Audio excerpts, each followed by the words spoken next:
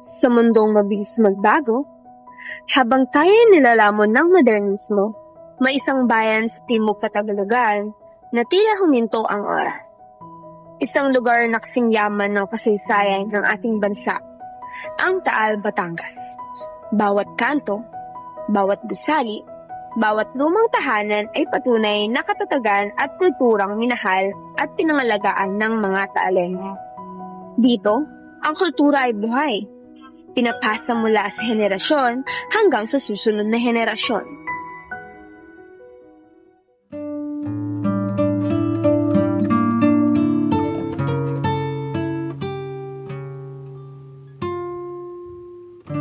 At nandito tayo ngayon sa Taal, Batangas, isa sa itinuturing na Heritage Town of the Philippines. Sa bawat kanto, bawat bahay at bawat lumang daan, may kwentong bumabalik sa nakaraan ng ating bayan. Sa paglipas ng mga siglo, ang Taal ay nananatiling buhay na patunay ng pagiging malikhain, matatag at makabayan ng mga Taalenyo. Dito, ang kasaysayan ay hindi lang nakasulat. Ito ay nakikita, nahahawakan at nararanasan. Bago pa man dumating ang mga mananakop, ang Taal ay kilala na bilang isang maunlad na komunidad. Matatagpuan ito malapit sa lawa at ruta ng kalakalan, kaya't naging mahalagang pook ng palitan ng produkto at kultura. Noong panahon ng Espanyol, ang bayan ay naging sentrong pang-ekonomiya ng Hilagang Batangas. Dito, umunlad ang industriya tulad ng bordang Taal, metalcraft at pandayan. Karamihan sa mga lumang bahay na bato ay gawa ng mga masisipag na panday at artisan. Kalakalan, palitan at turismo ng kultura dahil sa preserve ng mga bahay, simbahan at heritage sites. Ang Taal ay hindi lamang isang lumang bayan, ito ay isang living heritage. Maraming mga 19th and early 20th century na bahay na bato ang nananatiling buo at ipinapakita pa rin bilang testimonya ng kasaysayan nito.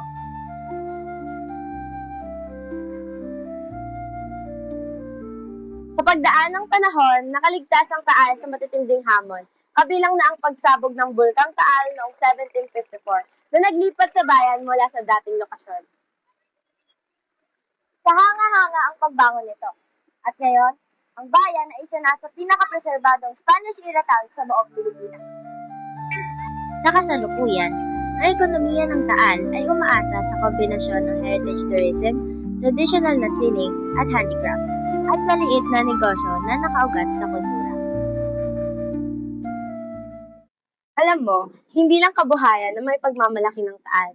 Dito mo rin matatagpuan ang ilan sa pinakamagagandang lugar na may malalim na kwento. Ano naman yun? Kabilang narito ang mga ilang simbahan, mga heritage houses, at marami pang iba.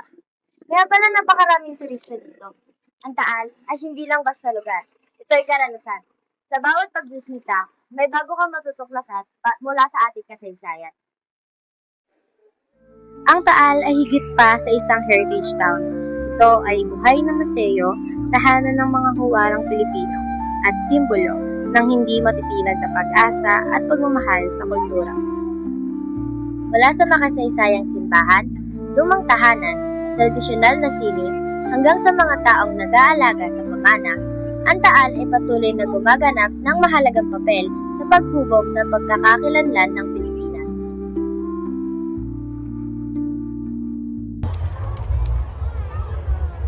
Balikan natin ang panahon kung saan ang Taal ay sentro ng pananalig, kalakalan at hinubog ng mga Kastila ang kultura. Panahon kung saan ang mundo ay umiikot sa simbahan, pamilya at mga tradisyong pinasa mula sa bawat henerasyon. Ngayon, ating alamin ang mga kultura at tradisyon hindi mula sa libro, kundi mula mismo sa mga taong naninirahan dito. Samahan niyo kaming tuklasin ang kasaysayan mula sa mga alaala ng mamamayang dito na lumaki at kung paano sa kabila ng paglipas ng siglo, nananatili pa rin tila nasa sinaunang panahon ang lugar na ito. Ang mga Batanggenyos ay kilala bilang may matibay na ugnayan sa kanilang pamilya at kapwa. Ang respeto sa nakakatanda, katapatan at pakikisama ay ang kanilang gabay sa pang-araw-araw. Tiwala at malasakit ang pundasyon ng kanilang samahan. At dito, mas nauunawaan natin na hindi lang ito basta lugar. Isa itong pamayanan na binubuo ng puso, alaala at mga pamilyang nagmamahalan. Dito, ang komunidad ay pamilya sa mga selebrasyon, bagyo, pangangailangan, sayaman o kalungkutan, walang nag-iiwanan.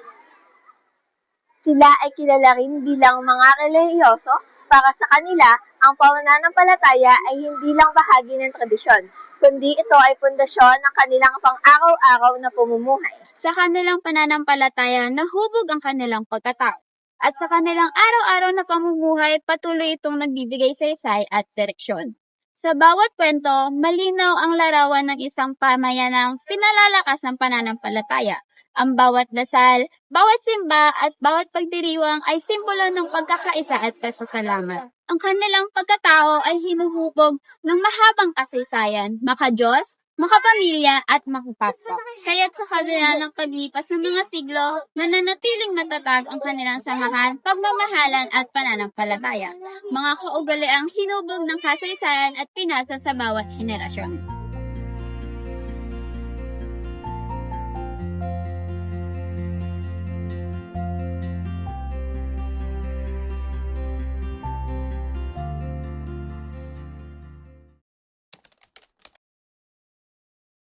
Habang tinatahak natin ang mga makaluma at titig na kalsada ng Taal, humaharap sa atin ang mga sinaunang bahay na wari sa mga batanyog ng alaala.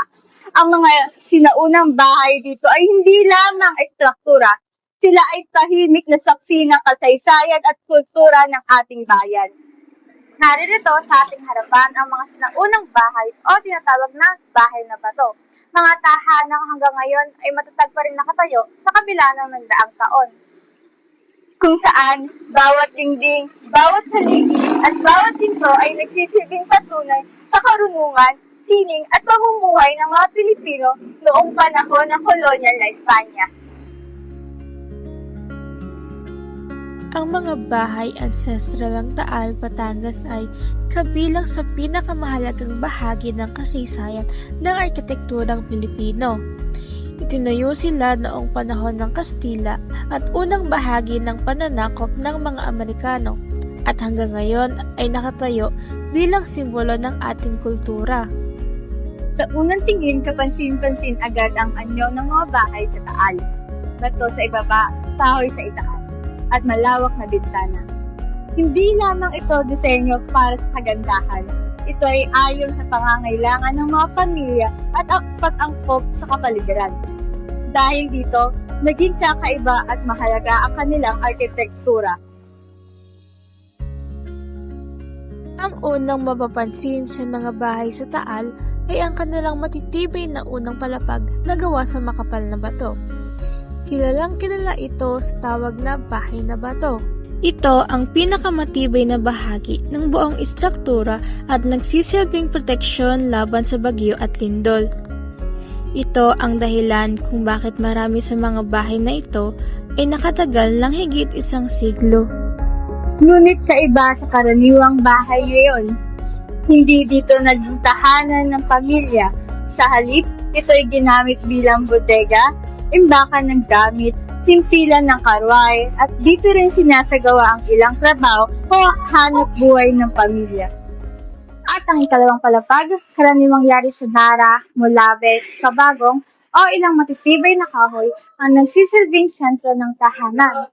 Ito ay mas magaan kaysa sa batong nasa ibaba, kaya't nagbibigay proteksyon sa panahon ng lindol. Dito naganap ang pamumuhay, pakikisalamuha at pagpapahinga ng pamilya. Nailatag dito ang mga pangunahing silid ng pamilya, ang sala mayor o pangunahing salas para sa pagtanggap ng panauhin, ang kaida o pansamantalang estasyon sa bisita, komedor, kung saan nagsasalo-salo ang pamilya sa hapagkainan, oratorio, silid dasalan, at ang mga silid tulugan na nakalugar sa pinakamahahangin na bahagi ng bahay. Isa sa mga katangi-tangi palatandaan ng bahay na bato ay ang bintanang kapis. Ito ay ang mga bintana na nagawa sa maliit na piraso ng habibe na pinagrutong at ninagay sa mga kahoy ng balangkas. Ito ay lumikha ng isang bintana na may pagkislap kapag tinatamaan ng araw. Kadalasang makikita sa mga tahanang ito ang bolada, isang makitid na pasilyo sa gilid ng ikalawang palapag na nagbibigay daan para tanawin ang komunidad at makalanghap ng hangin ang mga tao nang hindi lumalabas ng tahanan.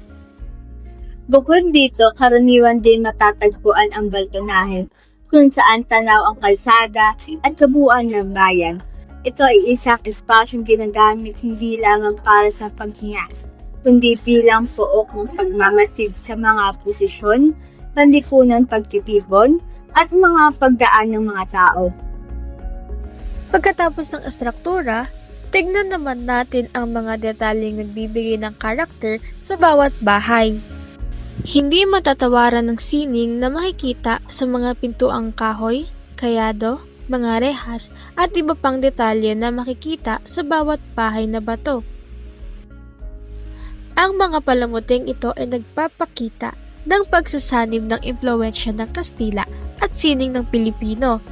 Nagbibigay ng pagkakakilanlan sa bawat tahanan at nagpapakita ng antas ng karangyaan ng may-ari. Ang bawat bahay ay may sariling karakter at kwento na makikita sa mga detalyeng ito. Sa loob ng bahay, makikita ang makasaysayang pagkakaayos ng mga silid.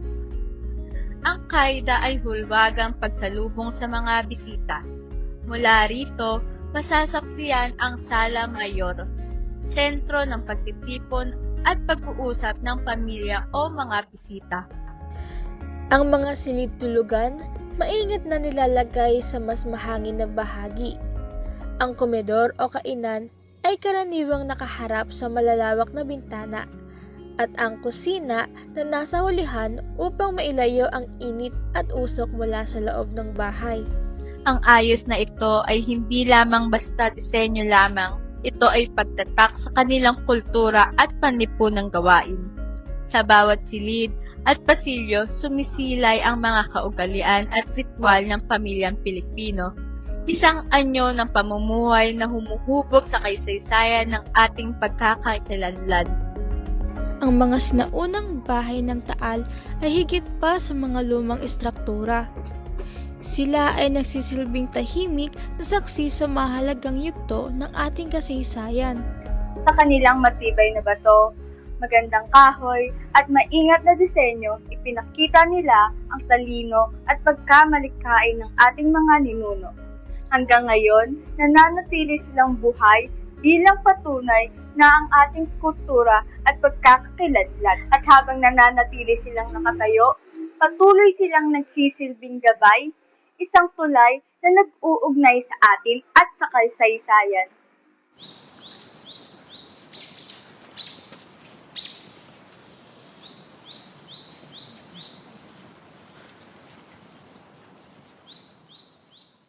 Puno ng kultura at tradisyon, magagandang tanawin at masasarap na pagkain. Ganyan mailalarawan ang bayan ng Taal sa Batangas. At ngayon naman, natutuklasan natin kung bakit nga ba tinatawag na Heritage Town ang bayan ng Taal, Batangas. Halina at ating alamin ang kwento ng ilang pamilya sa bayan ng Taal na nag-iwan ng marka sa ating kasaysayan. Maligayang pagdating sa Casa Villa Vicencio, ang tahanang naging saksi sa mga lihim, panganib at pagbusbong ng revolusyon laban sa mga Kastila. Sa loob ng bahay na ito, napapaloob ang diwang makakaya. Kaya halina at samahan ninyong kaming lakbayin ang nakaraan. Ang Casa Villa Vicencio ay ang tahanan ng pamilyang Villa Vicencio na naging contributor din sa mayamang legasiya sa arkitektura ng Taal at nagkaroon ng mahalagang papel sa paglaban para sa kalayaan ng Pilipinas. Sa labas pa lang ng bahay, pansin na ang kasaysayang daladalan to. Kaya tayo na't pasukin ang kwento ng pamilyang Villa Vicencio. Ang bahay na ito mula pa noong 1850s ay naging kanlungan ng mga katipunero noong panahon ng revolusyon. Ngayon, ilalahad namin ang ilan sa mga pangyayaring naganap dito ang hindi mabubura sa kasaysayan. Hindi pa man sumisiklab ang himagsikan, aktibo ng sumusuporta ang mag-asawang Villavicencio sa mga reformistang kilusan ni Jose Rizal, Marcelo H. Del Pilar at mga propagandista. Malalaman sa kasaysayan na ang mga Villavicencio ay may malaking parte sa pagtulong sa pagpupondo sa Rebolusyong Pilipino. Tulad na lamang noong pagpunta ni Don Eulalio Villavicencio sa Hong Kong upang mabigyan ng ating pambansang bayani na si Jose Rizal ng 18,000 piso para sa kanyang literatura sa propaganda. Ayon sa mga kilalang salaysay, nang madakip si Don Eulalio mula sa pagdududa nito sa kaalaman tungkol sa himagsikan, kaya't nag-alok ang mga Kastila na palayain si Don Eulalio kapalit ng mga impormasyon tungkol sa katipunan. Sinasabi namang tinanggihan ng kanyang asawa na si Doña Gliceria ang alok na ito, sa kadahilan ng ayaw niyang ipagkanulo ang kanyang asawa at dahil na nga rin sa dala nito ang kanyang apelyido. Ako ay hindi karapat-dapat na mapabilang o tawaging kaisa ng pamilya kung sila ay aking tatalikuran at pagtataksilan. Matapos ang 2 taon na pagkakakulong, nakalaya din si Don Eulalio. Subalit, dahil sa patuloy na paglala ng kanyang pisikal na karamdaman, nagdag pa ang kanyang iniinda na sakit sa baga, kinalaunan ay binawian na rin ng buhay si Don Eulalio sa kanyang tahanan. Sa pagkamatay ng Don, si Doña Gliceria ay nagpahayag ng suporta sa katipunan sa pagbibigay ng tulong pinansyal at pagpapagamit din ng kanilang tahanan upang magsilbing tagpuan ni Andres Bonifacio at General Miguel Malvar. Siya din ay nagbigay ng barkong pandigma upang maghatid ng mga sundalo, armamento at pagkain sa pagitan ng Batangas, Maynila at maging sa parte ng Visayas. Nang mabunyag ang katipunan noong Agosto 1896, mabilis kumalat ang pangamba sa buong Batangas. Pero dito sa Caso Villavicencio, iba ang nangyari. Habang ang ibang bahay ay nagsarado, ang tahanang ito ay nagbukas. At sa panahon ng proklamasyon ng kalayaan ng Pilipinas noong Hunyo 12, 1898, pinagkaloob ni General Emilio Aguinaldo kay Doña Gliceria ang titulong Matriarch of the Revolutionary Forces. Taong 1929 nang namatay si Doña Gliceria sa edad na 77.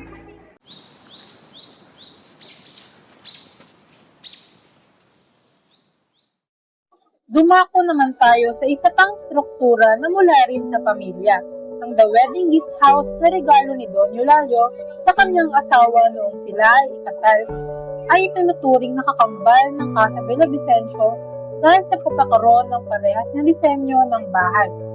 Ngunit, sinasabi na ito ay kakaiba mula sa original na Casa Villavicencio dahil gawa rin sa bato ang ikalawang palapag nito. Dito ay nakita natin na ang tahanan ng mga Villavicencio ay nagsilbing testamento ng kanilang yaman at reputasyon sa kanilang komunidad. Gayunpaman, sa kabila ng kanilang yaman, nakita sa pamilya Villavicencio ang kabutihan at tapang upang makibaka rin sa pagkamit ng kalayaan ng ating bansa. May isa ring tahanan ang may malaking papel na ginampanan sa panahon ng revolusyon sa Pilipinas. Ito ang Gregorio Agoncillo Mansion, ang bahay na saksi sa himagsikan at sa pag-asa ng bayan. Ang Gregorio Agoncillo Mansion ay ang tahanan ng isa sa mga patriarka ng mga Agoncillo at isang kilalang Batanggenyo na si Don Gregorio Agoncillo. Ang bahay na ito ay tinatawag ring White House dahil nga sa kabuuang kulay ng bahay na kulay puti. Kilala ang mansyon na ito dito sa Taal, Batangas dahil na rin sa pagkakaroon ng koneksyon sa Rebolusyong Pilipino at sa naging papel nito para sa kasaysayan ng pamilya Agoncillo. Mula sa labas, makikitang nakatayo sa hardin ang bantayog ng kilalang abogado na si Felipe Agoncillo. Sa bahay na ito, tumira at lumaki rin si Felipe Agoncillo na nakilala sa pagiging unang diplomatikong Pilipino. Pagpasok mo pa lamang sa bahay na ito, Bubungad na sa iyo ang larawan at bust sculpture na katulad ng kay Maria de Aguinaldo, na kapatid ni Gregorio at ikalawang asawa ni Emilio Aguinaldo. Sa kabilang sulok din ay makikita ang bust sculpture ni Corazon Agoncillo na anak naman ni Gregorio at pati na rin ang asawa ni Gregorio na si Marquita Agoncillo. Noon, masasabi na talaga namang tanyag at mahalagang tao si Don Gregorio, kaya hindi katakataka na ang kanyang pamana ay nabubuhay sa bahay na ito. Isa rin siyang taga-suporta ng himagsikan laban sa Espanya noong 1896. Naging miyembro ng Revolusyonaryong Konseho na itinatag ni General Emilio Aguinaldo. Kilala si Don Gregorio sa buong lalawigan bilang responsable sa modernisasyon ng industriya ng asukal. Sa katunayan, siya ang maging unang pangulo ng Asosasyon de Agricultores de Oeste Batangas. Nagsilbi rin siyang direktor ng Philippine National Bank, the Manila Hotel.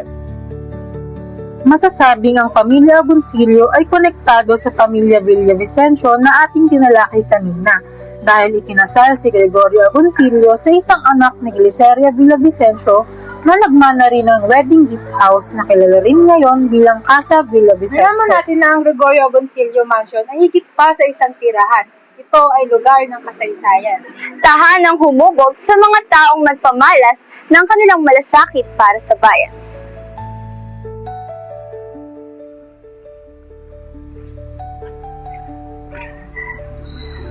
Mabibisita rin sa bayan na ito ang isa pa sa pinakalumang bahay sa Taal, ang museo ni Marcela Marino at Felipe Agoncillo.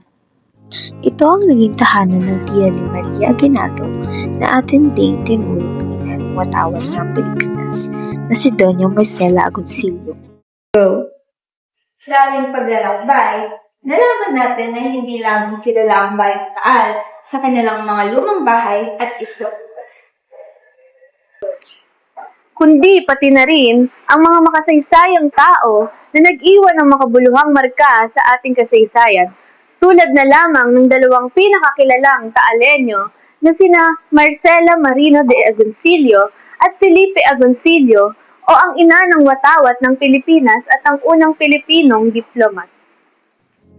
Si Felipe Agoncillo y Encarnacion ay naging isa sa mga pinagkakatiwalaan na tagapayo ni General Emilio Aguinaldo noong Rebolusyong Pilipino at Digmaang Pilipino-Amerikano. Noong siya ay pinatapon sa Hong Kong, itinatag niya ang Komite Revolusyonaryo Pilipino na ang pangunahing layunin ay manghingi ng pondo at magpuslit ng armas para sa mga revolusyonaryong Pilipino. Siya rin ang pinili ni General Aguinaldo na maging embahador ng unang Republika ng Pilipinas sa Estados Unidos at iba pang mga bansa sa Europa.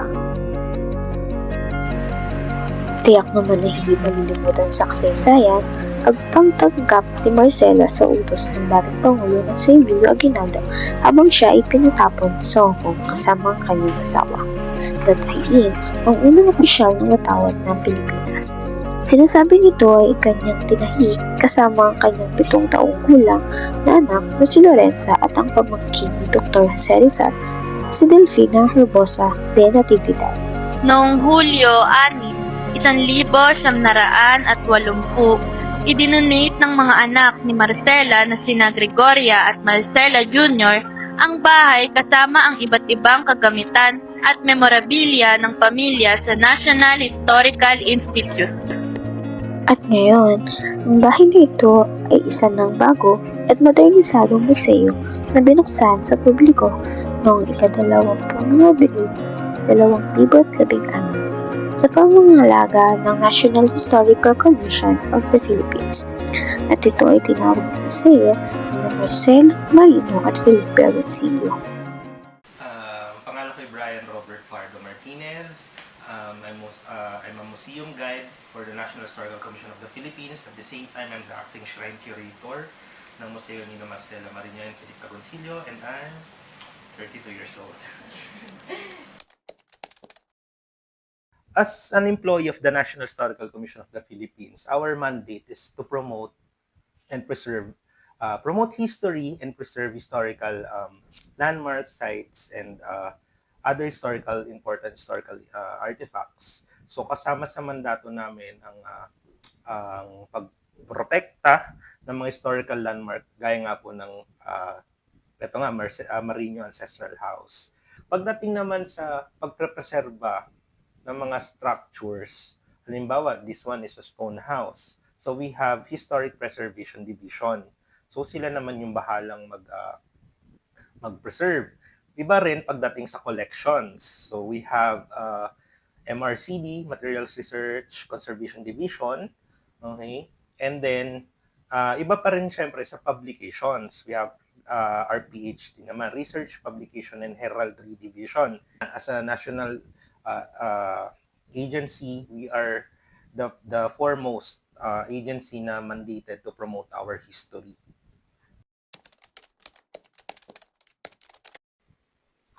Ganito tanong mo.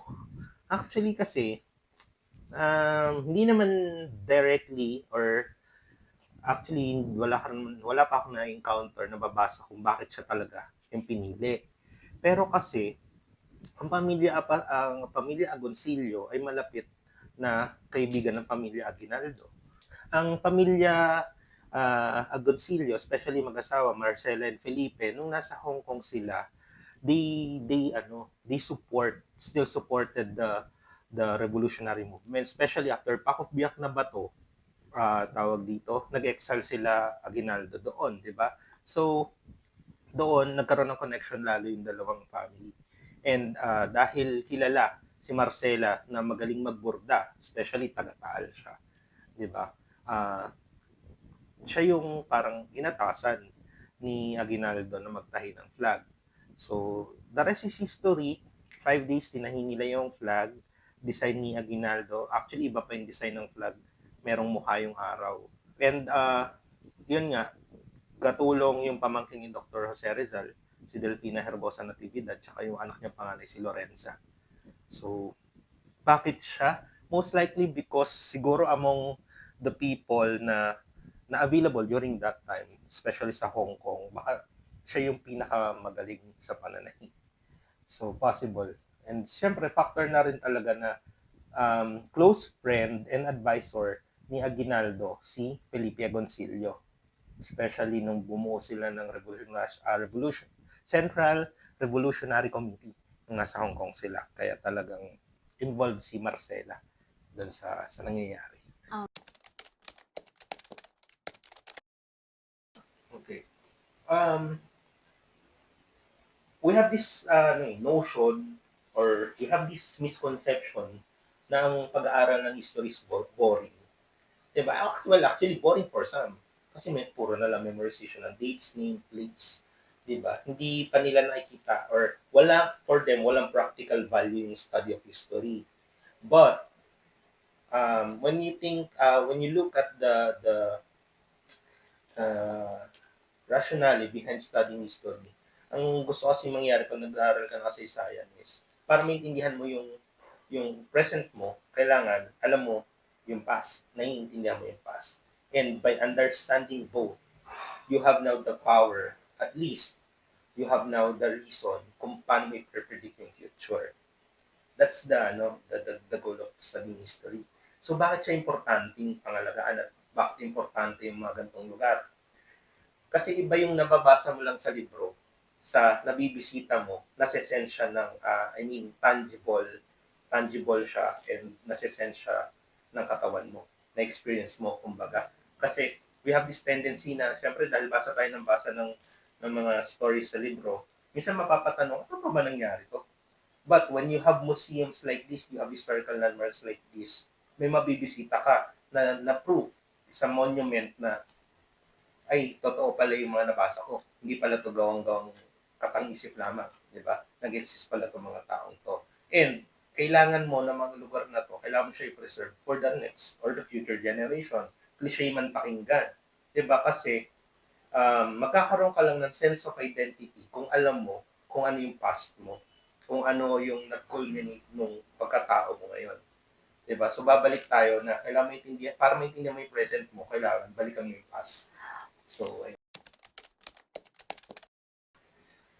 Nag-iisipan ko yan kanina eh. Ang iniisip kong salita kanina is chaotic. Chaotic in a sense na pag tinignan mo yung Philippine history, we have been colonized by different colonizers, obviously. The Spaniards for 333 years, the Americans, then the Japanese. Until today, may mga traces pa rin ng American colonialism sa atin. But, kung pipili talaga ako ng isang salita, ang kasaysayan for me is a mystery. Okay? Kasi po, walang permanent sa history. Lahat yan nagbabago, lahat yan nag-evolve. We have this saying that history repeats itself. Diba? Oo, may bearing yung, may meaning yung salita na yun, pero ako hindi ako naniniwala eh. Kasi, kaya siya nagmumukhang naulit. We have different components in studying history. We have time, we have agent, we have space. Paano mo masabi mo ulit yung history kung unang-una iba na yung mga actors, yung agents? Diba? So, kung technicality mo na ganun. Nagmumukha lang siya nauulit kasi nga, nangyari na siya before, pero dahil wala tayong practical value na nakikita sa history, hindi natin siya inaaral, hindi natin alam na nangyari na pala. So, umuulit tuloy siya. Diba? Kaya nauso yung salitang history repeats itself kasi hindi tayo natututo. That's why importante yung pag-aaral ng history kasi the fact na malilimutan mo yung nangyari sa nakaraan, minsan nalilimutan mo kung ano yung naipasa sa'yo. Diba?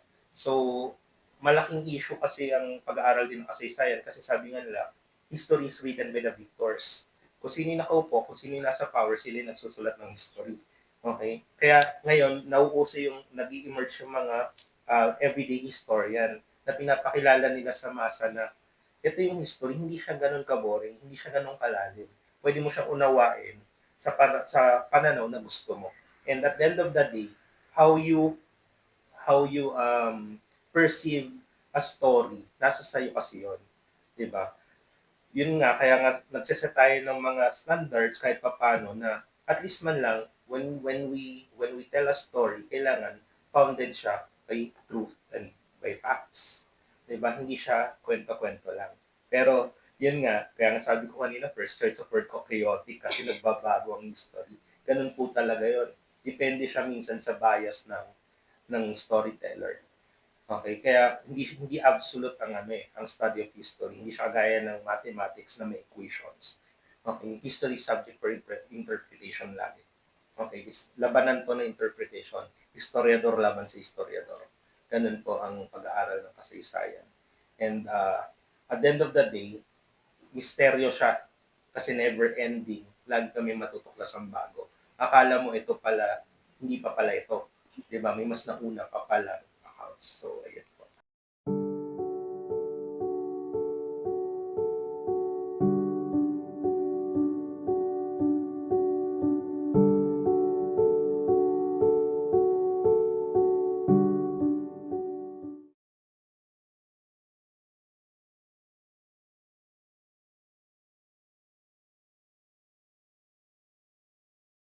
Mula rin sa bayan na ito, ating kilalanin ang magkapatid na hindi lang dangal, katapangan at amping talino ang dala, kundi isang aral at hakbang na nagmarka sa ating kasaysayan.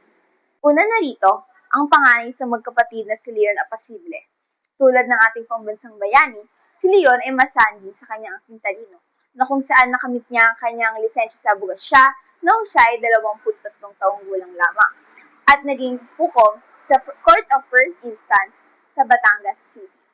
Noong 1890, ang kanyang tahanan ay naging tagpuan ng mga lider sa himagsikan kung saan naging tanda ng kanyang pagsuporta sa kilusan. At makalipas ang 2 taon, noong 1872, siya ay nahuli at pinatapon sa Lepanto at nakalaya rin matapos lumagat sa kasunduang biyak na bato. Nang siya ay makabalik sa Batangas, nakiisa si Leon sa himagsikan sa pamamagitan ng pag-anib sa hukog ni General Miguel Volvon at naging kanang kamay nito. Sa taong 1898 naman, sa pangunguna ng grupo na binuo ni Leon, sila ay nanguna sa pag-aalsa laban sa mga Espanyol upang bawiin ang Batangas City mula sa kamay ng mga ito. At sa taong ring iyon, siya ay naitalaga bilang opisyal ng pananalapi sa pamumuno ni Pangulong Emilio Aguinaldo. Pero, tulad ng mga bayaning may kwentong nagdadala ng aral, bawat kwento ay may pahinang nagtatapos. Tulad na lamang ng kwento ni Leon Apasible na tuluyang nagtapos noong 1901 kung saan siya ay misteryosong nawala sa malalim at misteryosong katubigan. Misteryo man, ngunit hindi may pagkakaila ang naging kontribusyon at markang iniwan ni Leon sa ating mayamang kasaysayan. Gaya ng nakakatandang kapatid na si Leon, si Galicano Apasible ay naging sangay din at may malaking kontribusyon sa kasaysayan dahil siya ay isa sa mga tagapagtatag ng La Solidaridad at naging pangulo nito. Ngunit, sino nga ba si Kanoy o si Galicano Apasible? Siya ang bunso sa magkakapatid at kasama ang nakatatandang kapatid na si Leon at pinsang si Jose Rizal, sila ay nag-aral sa Maynila. Ngunit dahil sa pagkakaroon ng alitan sa isang Dominikong pari, ipinagpatuloy niya ang pag-aaral sa Europa. Sa Europa siya nakapagtapos ng kursong medisina habang aktibong nakikilahok sa politikal na kalusan ng Espanya. Noong 1892, siya ay bumalik sa bansa at napag-alaman ay pinatapon ng kanyang kapatid sa Lepanto at sa dapitan naman kay Rizal.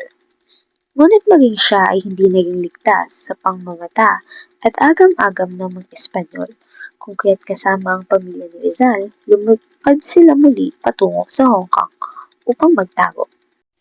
Wala man sa sariling bayan upang makibaka, patuloy pa rin ang hakbang ni Galicano kung saan sa Hong Kong siya ay naging tagapayo sa Alto Consejo de los Revolucionarios at naging tagapamahala ng Komite Sentral Filipino. Ito ay isang patunay na hindi masusukat ang distansya upang makiisa sa ipinaglalaban ng kanyang mga kababayan. At sa taong 1879, pinadala siya sa Estados Unidos kasama si Rafael del Pan bilang kinatawan ng pamahalang revolusyonaryo ng Pilipinas upang makipag-usap sa pamahalang Amerikano. At nang siya ay makabalik sa Pilipinas noong 1903,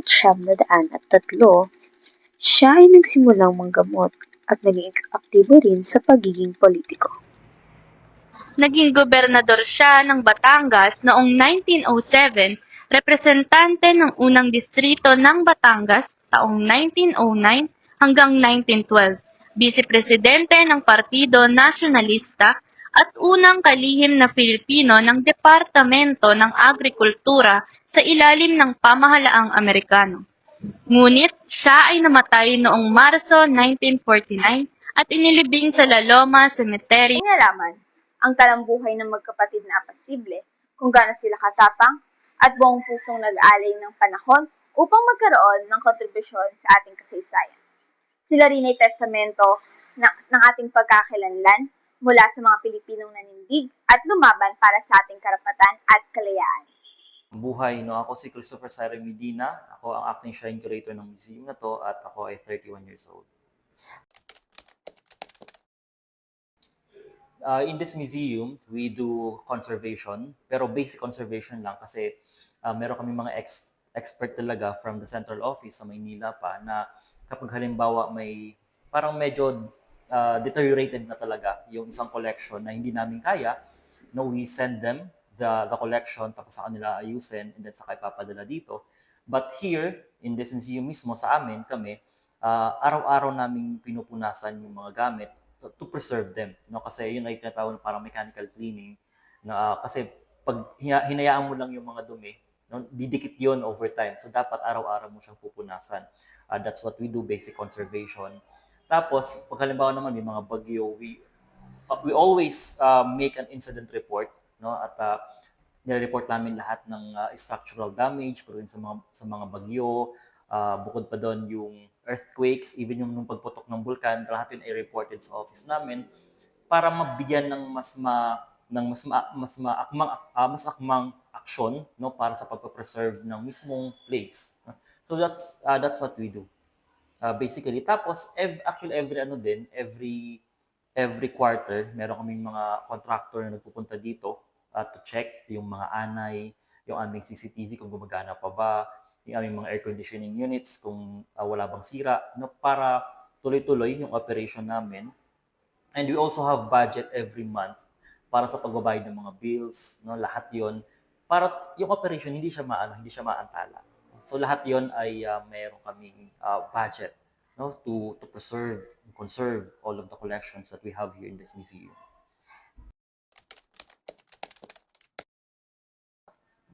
Unang-una sa inyo, 'di ba? Hindi kayo makakapag-interview, makakapag-shoot pag wala tong museum na to. And bukod pa doon, of course, we house more than 600 collections dito sa museum na to na mahalaga hindi lang sa Pilipinas, no, kundi sa community na to. Kasi that's their identity.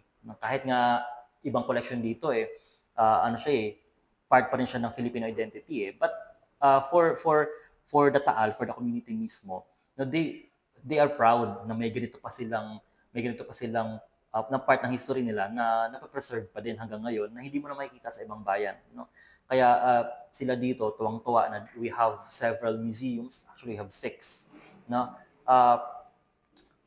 Para dun sa especially yung mga taga-Taal na nasa abroad, pag nagpupunta sila dito minsan yung mga matatanda, no? We have several na bisita dito na matatanda na they would ask or they would tell us na parang matagal sila sa abroad, na parang na-lost na sila sa kung ano yung pagiging Pilipino nila.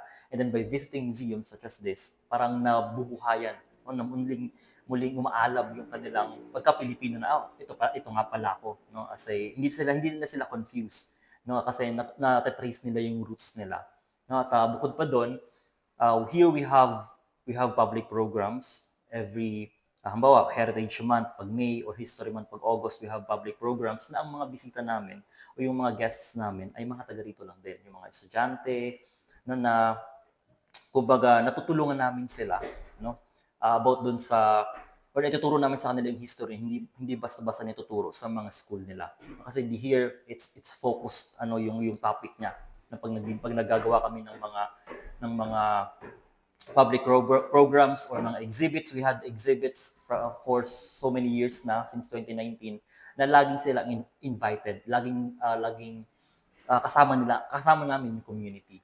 And bukod pa doon, kung makita nyo to, may mga may mga souvenir items.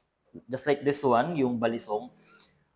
Pre-pandemic or pre-2016, it's dying, no, yung kultura na yon na paggagawa ng balisong. Kasi yung mga bata, hindi sila interesado sa paggawa ng balisong kasi nga wala namang bumibili, wala silang kinikita. Bukod pa doon, it's an old tradition, 'di ba? So nagkaroon ng action yung government ng Taal na magkaroon ng parang tuturuan yung mga out of school youth ng paggagawa ng balisong. No, and then they reintroduce balisong. Tapos kaming mga museum, we help them din, no, na parang kumbaga kumukuha kami sa kanila ng supply ng balisong and then we sell them dito sa museum. Tapos yung mga bisita namin, nakikita yung mga ginagawa nilang balisong. In turn, 'di ba, bibili yung mga bisita, tapos tutulungan namin sila na ipagpatuloy yung paggagawa ng balisong, 'di ba? It's sustainable kasi sustain yung hanap buhay nila na paggagawa ng balisong.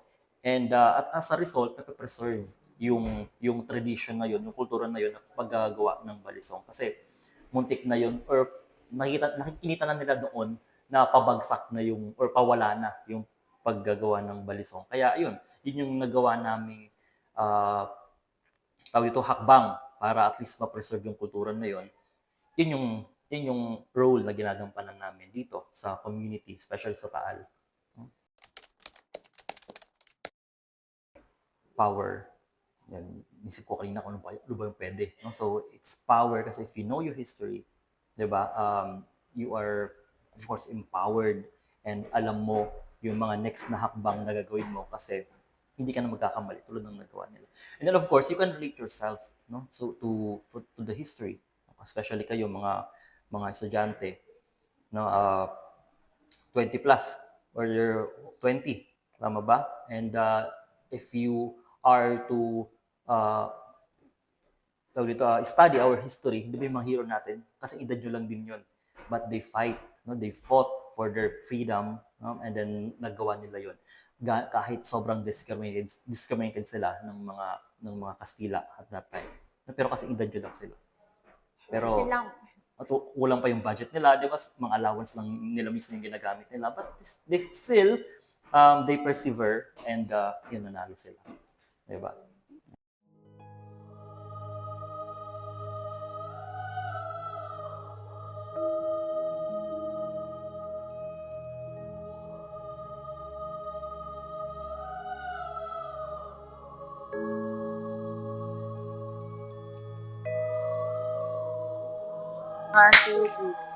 Sa puso ng Taal, Batangas, nakatayo ang isang bantayog na humamon sa panahon, sakuna at daang taon ng pananampalataya, ang Minor Basilica and Parish of St. Martin of Tours o mas kilala bilang Taal Basilica.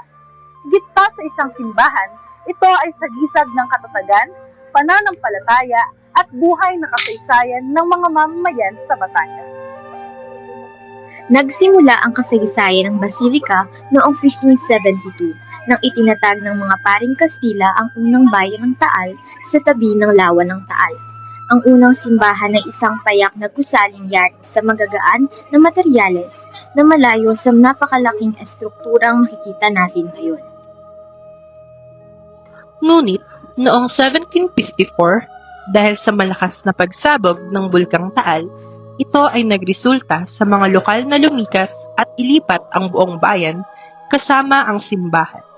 Isang sakunang naging daan para sa mas dakilang muling pagbangon at hakbang at tuluyang pagbabago ng panahon. Ang harapan ng simbahan ay umaabot ng 88 metro ang haba at 48 metro ang lapad, nang may matatayog na haliging agad mapapatikil hininga sa sino mang tumingin. Sa loob, pumapailang lang ang kisame na may mga detalyeng tila gumagalaw, mga dibuhang trompe-l'oeil na nagbibigay ilusyon ng lalim at galaw. Nakatayo rin ang napakalaking altar na klasikong inukit bilang pagpupugay kay San Martin de Tours. Isa rin sa mga ipinagmamalaki nito ang malaking kampana. Ang Campana Grande na isa sa pinakamalaki sa Pilipinas. Ang tinig na umaalingaw-ngaw noon para tawagin ang mga mananampalataya o magbabala sa sakuna.